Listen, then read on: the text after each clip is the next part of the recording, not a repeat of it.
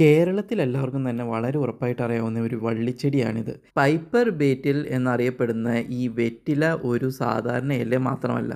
ഇത് ദക്ഷിണ തെക്കുകിഴക്കൻ ഏഷ്യൻ സമൂഹങ്ങളിൽ ഭക്ഷ്യപരമായും ഔഷധപരമായും ആചാരപരമായും ഏറെ പ്രാധാന്യമുള്ള ഒരു കൊമേഴ്ഷ്യൽ സസ്യമാണ്. ഇതിൻ്റെ ഇലകളാണ് പ്രധാനമായും നമ്മൾ ഉപയോഗിക്കുന്നത്. സസ്യശാസ്ത്രപരമായി നോക്കുകയാണെങ്കിൽ ഇതിന് പ്രത്യേകമായ ആൺപെൺ വ്യത്യാസങ്ങളുണ്ട്. അതുകൂടാതെ മുളക് കുടുംബവുമായി ബന്ധമുള്ളവയാണിവ. പ്രത്യേകം പൂക്കളും ഫലങ്ങളുമുള്ള ഒരു ഘടനയാണ് ഇവർക്കുള്ളത്. ഇനി ഇതിൻ്റെ ഒരു സയൻറ്റിഫിക് ക്ലാസിഫിക്കേഷൻ പറയുകയാണെങ്കിൽ പൈപ്പറേസിയേ ഫാമിലിയിലുള്ള പൈപ്പർ ജനസിൽ ഉൾപ്പെടുന്ന പൈപ്പർ ബെറ്റൽ എന്ന് പറഞ്ഞിട്ടുള്ള ഒരു സ്പീഷീസാണിത്. ഇതിൻ്റെ പൊതുവായ ഇംഗ്ലീഷ് പേരുകൾ ബെറ്റൽ വൈൻ, ബെറ്റൽ പെപ്പർ എന്നൊക്കെയാണ്. ഇന്ത്യയിൽ പല ലാംഗ്വേജസിലും പല പേരിലാണ് ഇത് അറിയപ്പെടുന്നത്. പാൻ, സിറ, വെറ്റില എന്നീ പേരുകളിലൊക്കെ തന്നെ ഇന്ത്യയിൽ അറിയപ്പെടാറുണ്ട്. പിന്നെ കുറച്ച് പഴയ കാലത്ത് ട്രഡീഷണലായി നോക്കുകയാണെങ്കിൽ തമ്പൂല, നാഗവള്ളി എന്നീ പേരുകളിലും ഇത് അറിയപ്പെടാറുണ്ട്. നാഗവള്ളി എന്ന് പറഞ്ഞ പേര് നമുക്ക് എല്ലാവർക്കും തന്നെ മൺചിത്രത്താഴ് എന്ന സിനിമയിലൂടെ വളരെ പരിചിതമാണ്. പക്ഷേ ഈ വെറ്റിലയ്ക്ക് ഇങ്ങനെയൊരു പേര് ഉണ്ട് എന്നുള്ളത് പലർക്കും പുതിയതായിരിക്കും. ഇതിൻ്റെ ഒരു സ്വദേശമായിട്ട് അറിയപ്പെടുന്നത്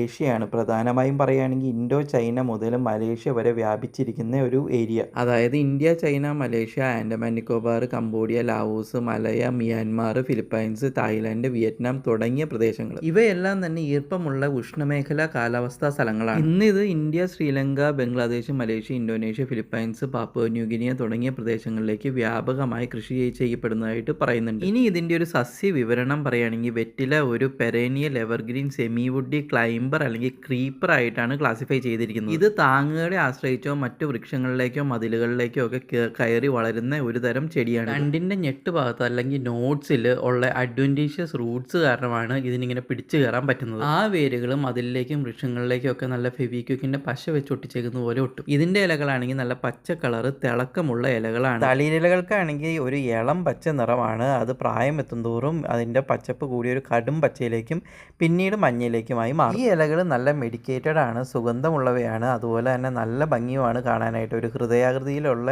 ഷേപ്പാണ് ഈ ഇലകൾക്കുള്ളത്. കാട്ടിൽ ഈ ഒരു സസ്യം 5 തൊട്ട് 20 മീറ്റർ വരെ ഉയരത്തിലേക്ക് കയറും എന്നാണ് പറയപ്പെടുന്നത്. പക്ഷേ കൃഷിയിടങ്ങളിൽ ഒരു 2 തൊട്ട് 4 മീറ്റർ വരെയാണ് കയറ്റിവിടാറുള്ളൂ. വെറ്റിലയുടെ ഏറ്റവും പ്രധാനപ്പെട്ട സസ്യശാസ്ത്ര സ്വഭാവങ്ങളിൽ ഒന്ന് ഇത് ഡയോഷ്യസ് സസ്യമാണെന്നുള്ളതാണ്. അതായത് ഇതിന് ആണും പെണ്ണും ഉണ്ട്. ആൺ സസ്യത്തിലെ പൂക്കൾക്കും പെൺ സസ്യത്തിലെ പൂക്കൾക്കും വ്യത്യാസം ഉണ്ടായിരിക്കും. നമ്മുടെ തിപ്പല്ലിയുടേതൊക്കെ പോലെ തന്നെ നീണ്ട തിരി പോലെ ഇരിക്കുന്ന സ്പൈക്കിലാണ് ഈ പൂക്കൾ ഉണ്ടാവുന്നത്. ആൺചെടിയുടെ സ്പൈക്കുകൾ നീളം കൂടിയതും ചെറിയ പൂക്കൾ നിറഞ്ഞതുമായിരിക്കും. അവയിൽ സാധാരണമായി 2 സ്റ്റേമെൻസ് ഉണ്ടെന്നാണ് പറയപ്പെടുന്നത്. പെൺചെടികളുടെ സ്പൈക്സ് തുടക്കത്തിൽ വളരെ ചെറുതാണെങ്കിലും അത് പഴമാവുമ്പോഴേക്കും അത്യാവശ്യം നല്ല നീളവും വണ്ണവും ഉണ്ടാവും. ഈ പെൺചെടികളുടെ പൂക്കളിൽ സാധാരണ 4 തൊട്ട് 5 സ്റ്റിഗ്മാസ് വരെ ഉണ്ടാവുമെന്നാണ് പറയപ്പെടുന്നത്. വെറ്റില സാധാരണ ഇലകൾക്കായാണ് കൃഷി ചെയ്യപ്പെടുന്നത്. പക്ഷേ ഇതിൻ്റെ ഒരു ഫലത്തിൻ്റെ വിവരണം പറയുകയാണെങ്കിൽ ഇതിനെ ഒരു ഫ്ലഷി ഡ്രൂപ്പ് എന്നോ ഫ്ലഷി ഗ്ലോബോസ് എന്നോ എലിപ്സോയിഡൽ ഫ്രൂട്ട് എന്നോ ഒക്കെ വിളിക്കും. പല റെഫറൻസിലും ഇതിൻ്റെ ഒരു ഫ്രൂട്ട് 1.5 തൊട്ട് 5 സെൻറ്റിമീറ്റർ വരെയും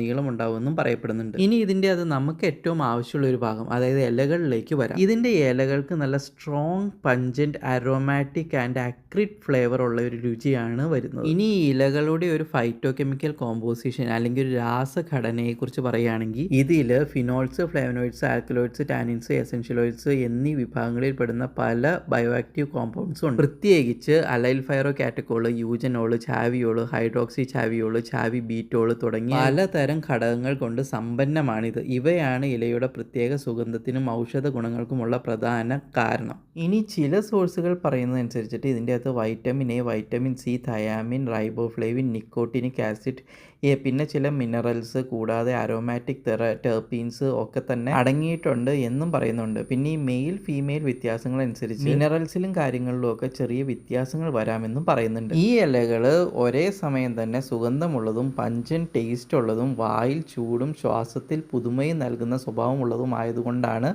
ഇത് പല സംസ്കാരങ്ങളിലും ച്യൂയിങ് ലീഫ് ആയിട്ട് പ്രചാരത്തിലായത്. ഇനി ഇതിൻ്റെ ഒരു ആരോഗ്യ ഗുണങ്ങളെക്കുറിച്ച് പറയുകയാണെങ്കിൽ പല സോഴ്സിൽ നിന്നും കിട്ടിയേക്കുന്ന ഒരു ഇൻഫോർമേഷൻ വെച്ചിട്ട് വെറ്റില ഇലകൾക്ക് antimicrobial, antioxidant, anti inflammatory സ്വഭാവങ്ങൾ ഉള്ളതായിട്ട് പറയുന്നുണ്ട്. അതിൽ ചില റിവ്യൂകളിൽ oral health, wound healing, respiratory support, digestive support എന്നിവയുമായി ബന്ധപ്പെട്ട പരമ്പരാഗത ഉപയോഗങ്ങളെ ചർച്ച ചെയ്യുന്നുണ്ട്. ഇതൊക്കെ കൂടാതെ ചില അവലോകനങ്ങളിൽ antidiabetic, gastroprotective, hepatoprotective, analgesic, antiulcerogenic, cardioprotective, neuroprotective തുടങ്ങിയ സാധ്യതകളും ഗവേഷണ വിഷയങ്ങളായി പരാമർശിക്കുന്നുണ്ട്. എന്നാൽ ഇവയിൽ പലതും പ്രീ ക്ലിനിക്കൽ അല്ലെങ്കിൽ റിവ്യൂ ലെവൽ എവിഡൻസുകളാണ്. അതുകൊണ്ട് തന്നെ മനുഷ്യരിൽ ഓതന്റിക്കായി ചികിത്സയ്ക്ക് പകരമായി ഉപയോഗിക്കാമെന്ന തരത്തിലുള്ള നിർദ്ദേശ സ്രോതസ്സുകൾ നൽകുന്നില്ല. ഇനി ഇതിൻ്റെ ഒരു ഔഷധ ഗുണങ്ങളെക്കുറിച്ച് പറയുകയാണെങ്കിൽ മെയിനായിട്ടും ആയുർവേദം, യുനാനി, സിദ്ധ, പിന്നെ പല ഒറ്റമൂലികളിലും പാരമ്പര്യമായി വെറ്റില ഉപയോഗിച്ചതായിട്ട് പറയുന്നുണ്ട്. അതിൽ പ്രധാനമായും വായുദുർഗന്ധം, ചുമ, ജീർണ സംബന്ധിത പ്രശ്നങ്ങൾ, വ്രണങ്ങൾ, അണുബാധകൾ, പിന്നെ പലവിധ സ്കിൻ ഡിസീസസിലും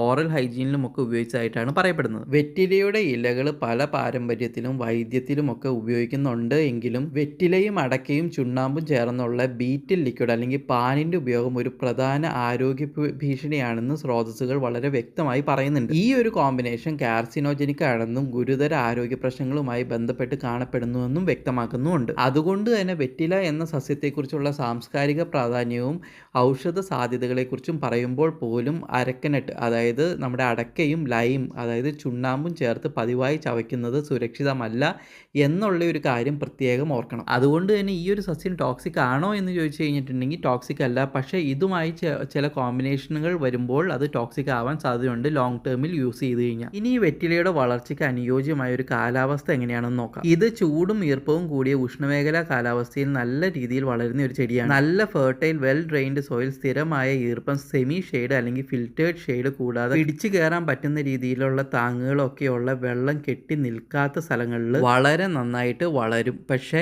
ഇതിന് ഉപ്പേറിയ ക്ഷാര സ്വഭാവമുള്ള മണ്ണുകൾ ഒട്ടും അനുയോജ്യമല്ല എന്നും പറയുന്നുണ്ട്. ഇനി ഈ ചെടിയുടെ ഒരു ഇക്കോളജിക്കൽ ഇമ്പോർട്ടൻസ് പറയുകയാണെങ്കിൽ നല്ല തിക്കായിട്ട് വളരെ വൈഡായിട്ട് വളരുന്നതുകൊണ്ട് തന്നെ പല പ്രാണികൾക്കും ഇതൊരു വീടാണ്. അതുകൂടാതെ തന്നെ ചെറിയ കിളികൾക്ക് ഈ ഒരു വള്ളിപ്പടർപ്പിൽ കൂട് വെക്കാനായിട്ട് ഉള്ള സൗകര്യവും ഉണ്ടാവും. അപ്പോൾ നിങ്ങളിപ്പോൾ ഈ കാണുന്നത് ഇതിൻ്റെ ഒരു മെയിൽ സ്പൈക്കാണ്. അപ്പോൾ ഇതിൻ്റെ അകത്ത് വളരെ ചെറിയ പൂക്കളും നിങ്ങൾക്ക് കാണാൻ പറ്റും. ഇത് കണ്ടു കഴിഞ്ഞിട്ടുണ്ടെങ്കിൽ നമ്മുടെ തിപ്പല്ലി പോലെ തന്നെ ഇരിക്കും. തിപ്പല്ലിയുടെ സെയിം ജനസിലുള്ള ഒരു ചെടിയാണ് ഈ പറയുന്ന വെറ്റില. പിന്നെ ഈ തിപ്പല്ലിനെ കുറിച്ചുള്ള വളരെ ഡീറ്റെയിൽഡ് ആയിട്ടൊരു വീഡിയോയും നമ്മൾ ചെയ്തിട്ടുണ്ട്. അതിൻ്റെ ഒരു ലിങ്ക് ഈ വീഡിയോയുടെ എൻഡോട് കൂടി വരും. ഇനി ഫൈനലായിട്ട് ഇതിൻ്റെ ഒരു സാംസ്കാരിക പ്രാധാന്യത്തിലേക്ക് വരാം. ഇന്ത്യൻ ഉപഭൂഖണ്ഡത്തിലും തെക്കുകിഴക്കൻ ഏഷ്യയിലും വലിയ സാംസ്കാരിക പ്രാധാന്യമുള്ളൊരു സസ്യമാണ് ഈ വെറ്റില. പല വിവാഹങ്ങളിലും ആചാരങ്ങളിലും അംഗീകാരത്തിൻ്റെയും ആശംസയുടെയും ശുഭസൂചനയുടെയും ഒക്കെ അടയാളമായി ഉപയോഗിക്കുന്ന ഒന്നാണ്. ബംഗാളിലും വിയറ്റ്നാമിലും ഒക്കെയുള്ള വിവാഹ ആചാരങ്ങളിൽ ഒരു മര്യാദ സ്വീകരണ ചടങ്ങായിട്ട് വെറ്റിലയും അടക്കയും കൈമാറുന്ന രീതി ഉണ്ടെന്ന് പറയുന്നുണ്ട്. അതുകൂടാതെ ഈ ബീറ്റൽ എന്ന പദം മലയാള തമിഴ് പദമായ വെറ്റിലയിൽ നിന്നാണ് പോർച്ചുഗീസ് വഴി വന്നതെന്നും പറയുന്നുണ്ട്. ഇത് ഈ സസ്യത്തിന്റെ ദക്ഷിണേന്ത്യൻ സാംസ്കാരിക വേരുകൾ വ്യക്തമാക്കുന്നു. അപ്പോൾ ഈ വീഡിയോ ഏകദേശം ഇവിടെ അവസാനിക്കുകയാണ്. അപ്പോൾ എല്ലാവർക്കും ഈ വീഡിയോ ഇഷ്ടപ്പെട്ടെന്ന് കരുതുന്നു. ഇഷ്ടപ്പെട്ടെങ്കിൽ നിങ്ങൾ ഡെഫിനറ്റായിട്ടും ലൈക്ക് ചെയ്യുക, ഷെയർ ചെയ്യുക, സബ്സ്ക്രൈബ് ചെയ്യുക, കമൻറ്റ് ചെയ്യുക.